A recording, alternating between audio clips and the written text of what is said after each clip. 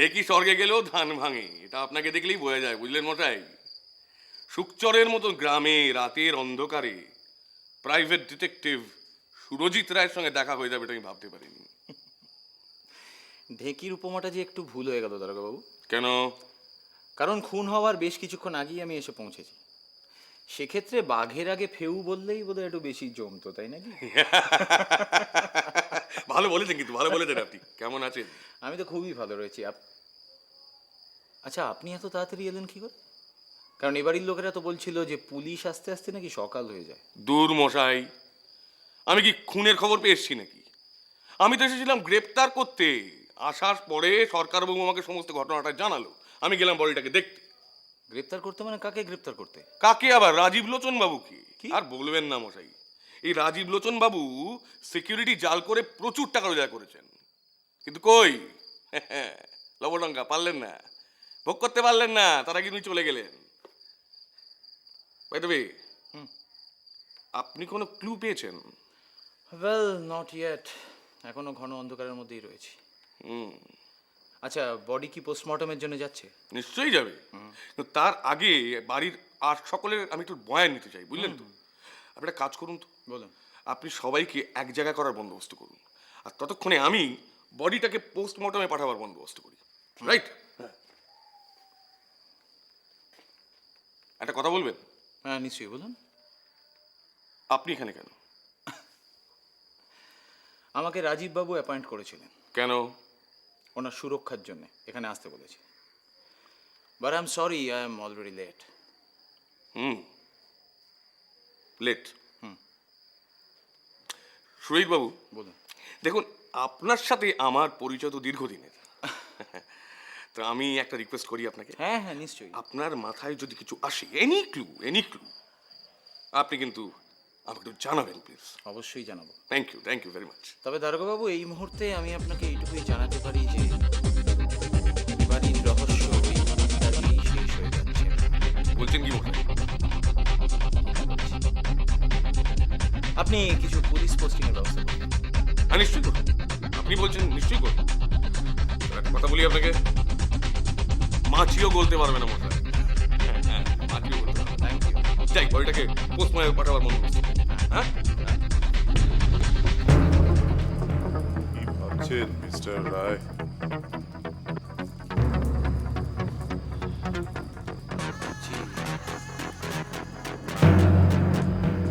মাছি গলতে না পারলেও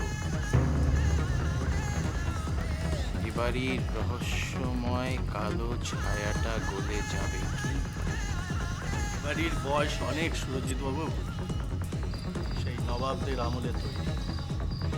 কত যে গুপ্ত পথ, চোরার কুঠুরি এ বাড়িতে আছে তা আমরাও জানি না। ছায়ামূর্তি হয়তো সেই পথ দিয়ে বাড়ির বাইরে চলে যাবে না, ভেতরে এ ঘরের সমস্ত দরজায় আমি চাবি দিই। বিশাল উঁচু পাঁচিল টপকে যাওয়া আসা অসম্ভব সুরজিৎ বাবু, যদি না সে। অশরীরই হয়। কি যা তা বলছেন? হ্যাঁ, সারা জীবনে একবারই আমি ওই কালো ছায়া দেখেছি। উফ, কি সাংঘাতিক! সুরজিৎ বাবু, এবারে তো অবদেবতা আছে। সুরজিৎ বাবু, অবদেবতা আছে। কেন এরকম ভাবছিস বলা? কেন ভাববো না বলো তো দাদাবাবু? এক রাত্রে যা ঘটনা ঘটলো আমি আর সহ্য করতে পারছি না। উফ, খুন, ছায়ামূর্তি, তার মধ্যে রাত্রে ওই চিং ফ্যাং ফাং কি একটা চীনা ওর সঙ্গে শুতে দিয়েছে। উফ,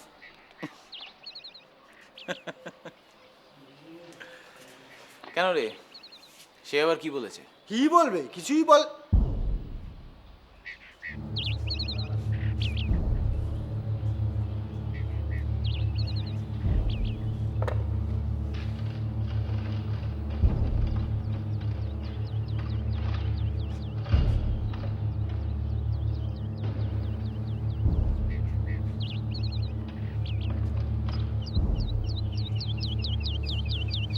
সাক্ষাৎ জম। জয় মা, জয় মা।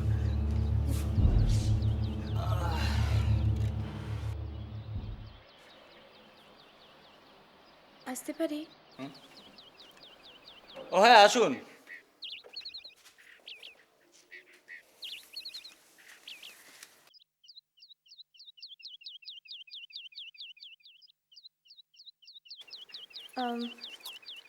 সুরজিৎ বাবু, আমার আপনার কাছ থেকে একটা সাহায্য চাই। সাহায্য? অনিমা দেবী, আপনি কলকাতায় আমার কাছে যেই সাহায্যের জন্য গেছিলেন সেই হুইল চুরির কাজটা তো হয়ে গেছে। লজ্জা দেবেন না। আমি আসলে একটা ব্যাপার বুঝতে পারছি না যে আপনি তো সব জানেন, এমনকি এই হুইল চুরির ব্যাপারটাও। তাহলে আপনি কেন কাউকে কিছু, এমনকি দারোগা বাবুকেও বলছেন না? সব জানি না সেটা যেমন একটা কারণ অনিমা দেবী, তবে তার থেকেও বড় কারণ হচ্ছে অনেকগুলো সূত্রর মধ্যে আপনিও একটা সূত্র। বাকিগুলোর খোঁজ না পেলে আপনার কথা ফাঁস করে আমার কি লাভ? ও, তা আপনি এটা কি করে জানছেন যে আমি খুনি নই? অনিমা দেবী, আপনি এটা কি করে ভাবছেন যে আপনি আমার সন্দেহের তালিকার বাইরে? ঠিক আছে, আপনার যা কাজ আপনি তাই করুন, আর এটার একটা ব্যবস্থা করুন। এটাকে না আমি পুলিশকে কিছু বলতেও পারছি না, আবার আমার ঘরেও রাখতে পারছি না, ভয় করছে। আপনি এটা নিয়ে যা ভালো বুঝুন তাই করুন। আমাকে বিশ্বাস করে?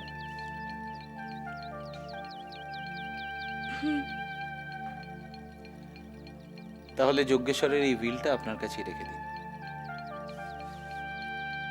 কিন্তু এই হুইলটা আমার কাছে থাকলে যদি ওই ছায়ামূর্তি আমার ঘরে এসে হানা দেয়? হানাটা যাতে দেয় সেই জন্যেই এটাকে টোপ হিসেবে রাখা। ছায়ামূর্তির যদি সত্যিই এই হুইলটার দরকার থাকে তাহলে এই টোপটাই তাকে টেনে আনবে। ও, তার মানে আমার প্রাণের কোনো দামই নেই?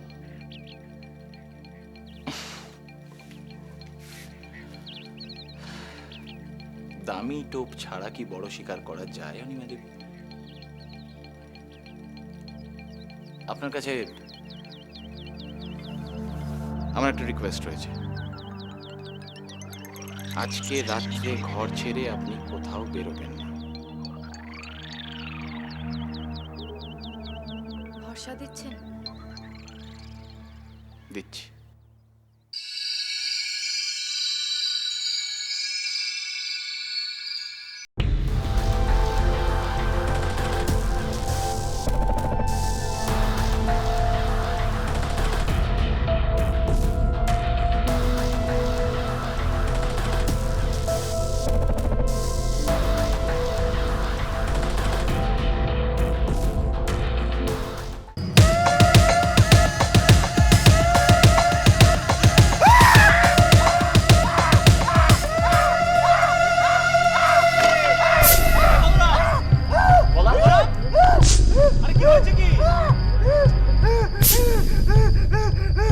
আরে কি হয়েছে কি?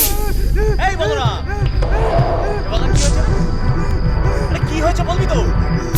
এই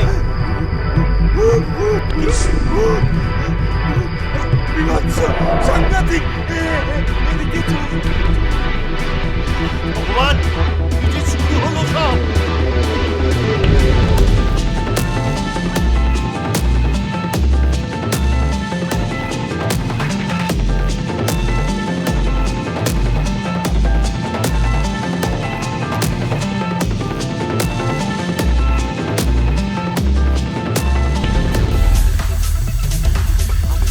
এখানে কেন? আপনাকে তো ঘরে থাকতে বললাম।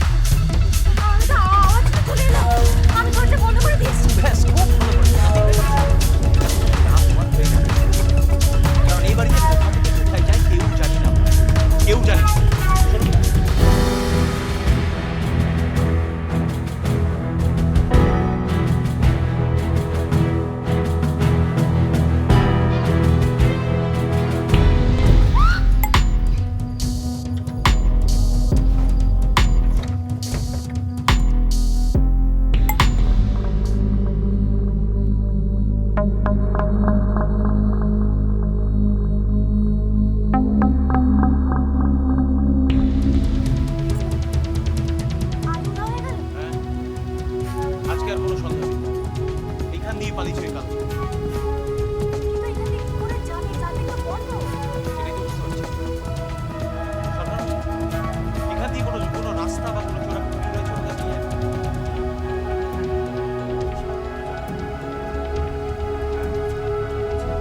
সব আমার পক্ষে জানা সম্ভব নয়। দীননাথ বাবু কিছু জানেন? জানলেও জানতে পারে। ডাক্তারবাবু কোথায়? উনি সদরে ওনার বন্ধুর সঙ্গে দেখা করতে গেছেন, সকালে ফিরবেন। কিন্তু কিন্তু কিন্তু কি? কিন্তু হ্যাঁ কিন্তু কি বলুন? ওই মুখোশধারীর সঙ্গে যখন আমার ধাক্কা লাগলো, হ্যাঁ এক ঝলকে আমি এক ঝলকে কি? না, না, সরকারমশাই কি বলুন? না, না, কিছু না। সরকারমশাই কি বলুন এক ঝলকে?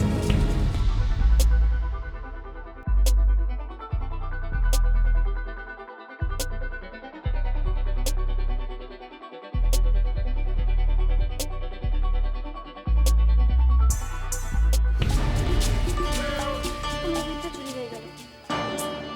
বড্ড ভুল করে ফেললাম। লোকের কথা না শুনলে এরকমই হয় অনিমা দেবী। যাকে কি আর করবো? কি করবেন মানে?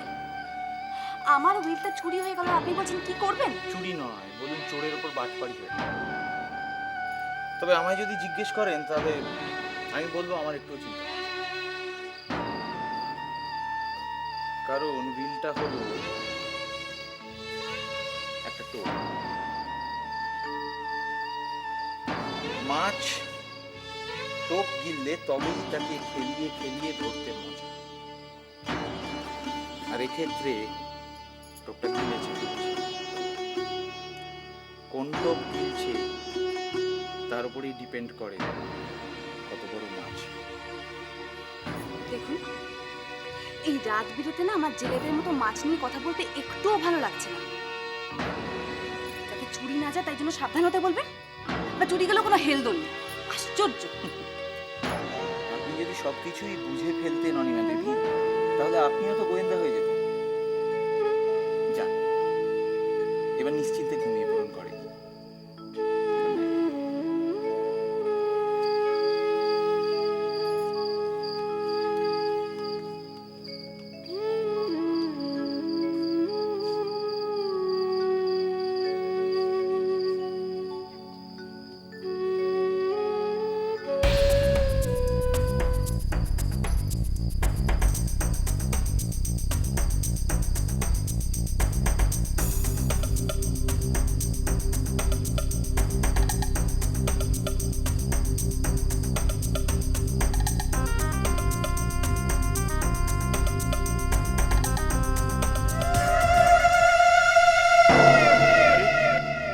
কে ওখানে?